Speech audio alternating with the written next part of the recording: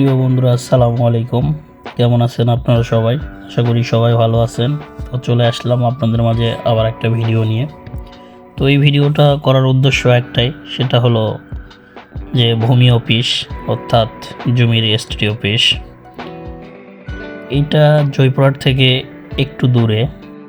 অনেকেই আছি যে যারা জানি না কিংবা যারা চিনতে অসুবিধা হয়, তো তাদের জন্য এই ভিডিওটা।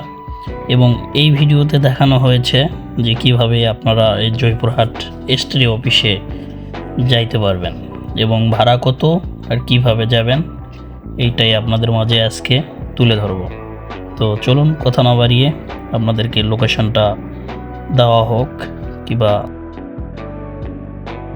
ভিডিওটা না টেনে অবশ্যই ভিডিওটা দেখেন। আপনাদেরকে রেজিস্ট্রি অফিস, ভূমি অফিস এটা যাওয়া, আপনাদেরকে জয়পুরহাট তিনি কোন দিক দিয়ে যাবেন এবং ভাড়া কত, এটা আপনাদেরকে জানানো হবে। এবং ভিডিওটা না টেনে অবশ্যই দেখবেন। আপনাদেরকে থানার সামনে আসতে হবে। এখান তিনি অটো স্ট্যান্ড আছে এবং নিচা বাজার বলে, সেখান তিনি অটো ধরে খঞ্জনপুরে আসতে হবে। খঞ্জনপুর থেকে রেজিস্ট্রি অফিস। তো এই রোড দিয়ে আসার পর এখানে আসে হাতের ডানে আমরা টার্নিং নিলাম, চলে যাচ্ছি রেজিস্ট্রি অফিস।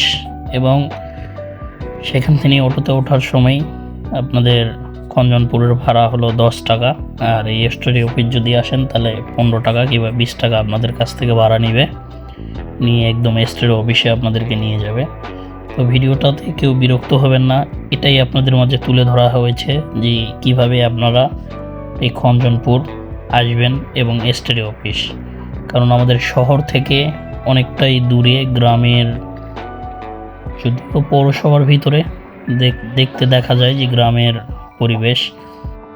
এখানে আসি সে রেজিস্ট্রি অফিস, এবং এই রেজিস্ট্রি অফিসটা পাকিস্তান পিরিয়ড থেকেই এখানে। তো এই কারণে এখানেই সেটা আবার নতুন করে বিল্ডিং হয়েছে, হওয়ার পর এখানে রেজিস্ট্রি অফিসটা তৈরি করছেন নিউ করে। তো এই কারণে একটু জয়পুরহাট তিনি একটু বাহিরে, তো অনেকেই জানান না, এই কারণে এই ভিডিওটা করানোর উদ্দেশ্যই যে আপনাদেরকে কিভাবে আসবেন দেখানোর জন্যে। এখানে অনেক মোহরি বসে, তাদের টেবিল এবং চেয়ার। একটা ডিস্ট্রিক্টে কত পরিমাণ মোহরি বসে জমি যারা রেজিস্ট্রি করে, তো সেখানকার এগুলা টেবিল এবং চেয়ার। তো দেখতে দেখা যায় যে একটা স্কুলের ক্লাসের মতো, অনেক পরিমাণ টেবিল এবং চেয়ার। তো যারা এই ভিডিওটা দেখবেন, যদি ভালো লাগে থাকে অবশ্যই ভিডিওটা লাইক, কমেন্ট এবং শেয়ার করবেন।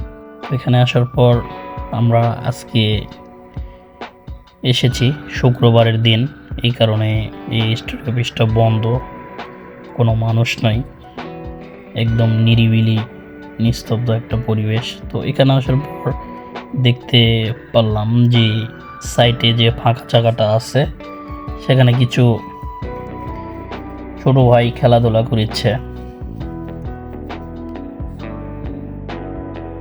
তো যারা চিনেন না এই জয়পুরহাট রেজিস্ট্রি অফিস, তাদেরকে জন্য এই ভিডিওটা করানো হয়েছে। তো যারা জয়পুরহাটের বাহিরের লোক, যদি কোনো কাজ থাকে এই রেজিস্ট্রি অফিস, অবশ্যই ফুল ভিডিওটা দেখবেন, দেখে আপনারা জয়পুরহাট রেজিস্ট্রি অফিসে আসতে পারবেন। তো যারা যেখান থেকে এই ভিডিওটা দেখতেছেন, সবার কাছে একটাই আশা, অবশ্যই ভিডিও যদি ভালো লাগে চ্যানেলটি সাবস্ক্রাইব করবেন এবং ভিডিও বেশি বেশি শেয়ার করবেন, এবং অবশ্যই কমেন্ট করতে ভুলবেন না। ভালো থাকবেন, সুস্থ থাকবেন, খোদা হাফেজ।